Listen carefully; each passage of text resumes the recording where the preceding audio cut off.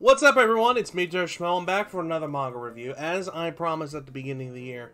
And this time, we are going to talk about The Strange Adventures of a Broke Mercenary. Insert Japanese title here, because I can't speak it fluently, so I'm not going to try, and I'm not going to butcher it. Now, as you see in the title, I refer to this as Goblin Slayer 2.0, and I say this for a certain reason, which I'll go into explanation as I cover the first book. Currently, as we speak, there are volumes 1 and 2 of the manga out in the United States, which you can order. Third one's going to come out sometime soon. So, The Strange Adventures of a Broke Mercenary follows our main character, Lauren. He is a mercenary who was spared after a failure of a mission, and his mercenary band broke apart and they all went their separate ways. So, that basically being all he's known for his whole life, he had to figure out what he was going to do next. As he stumbled into another town, broken, shattered, trying to figure out life, hungry, he decided there's only one other job that he can do with all his strength and all his techniques, is become an adventurer. So after he registered at the guild hall, he ended up getting part of a group, and there's 4 people in this group. Sarfei, there's the name here, Naren, and then Oxy, yes, like oxycodone. They're not important, but there is someone that he did meet, and that is Lapras, who's right there. Yeah, look, she's kind of cute too. I like that. The art in this is great, by the way. I'll cover that as we go on. So after they sit down and talk to each other, main character notices that Naren and Oxy basically simp over the Sarifee, or whatever this other guy is, and he was the big baddie back in his hometown. So he's full of himself, but that's beside the point. Our main character's like, I need to get money, I need to do this, that, and the third. So, as they talk, he notices there's something different about Lapras. There's like a mysterious aurora about her. She always keeps referring to how this is a fate meeting, and like, this is all part of some like overall destined thing. So, fast forward, they take on some quest at a small village to kill goblins. You know, people think, goblins ain't worth it. So now this is starting to get into spoiler territory. I'm about maybe halfway through the book. This is like a quick briefing of it. So if you want to skip this, as I talk about going into character development, so on and so forth, skip to this time here. But as they get settled in, they have to spend a night camping out.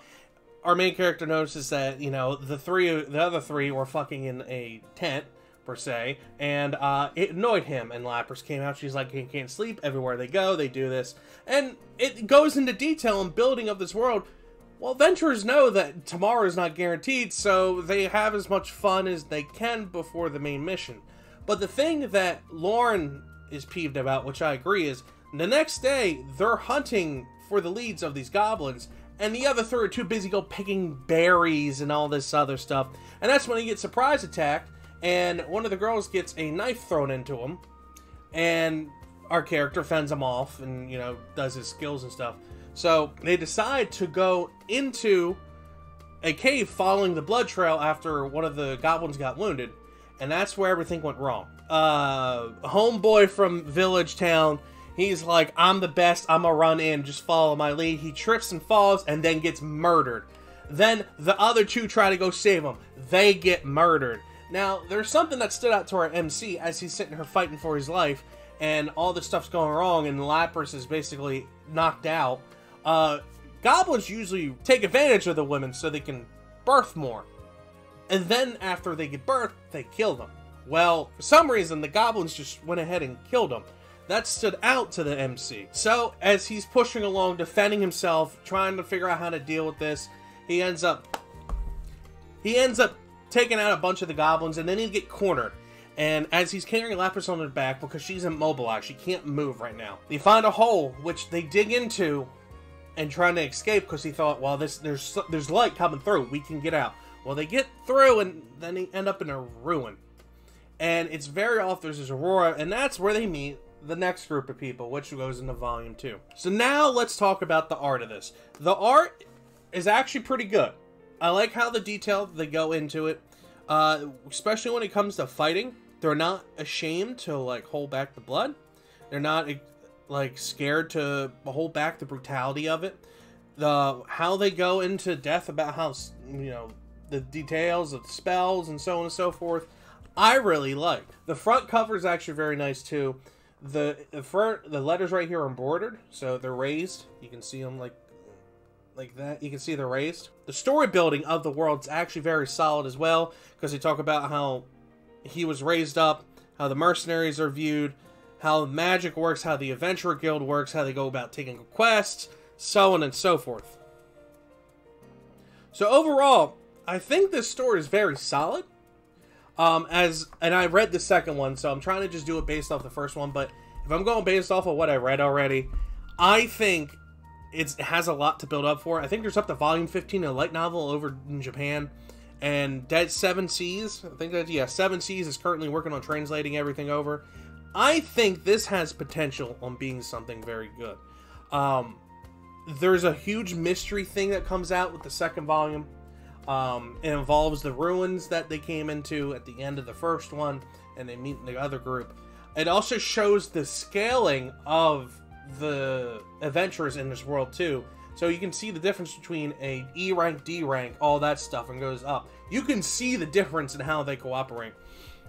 And to that, our main character, Lauren, also references that because he's, you know, grown up as a mercenary. He could easily be a B rank.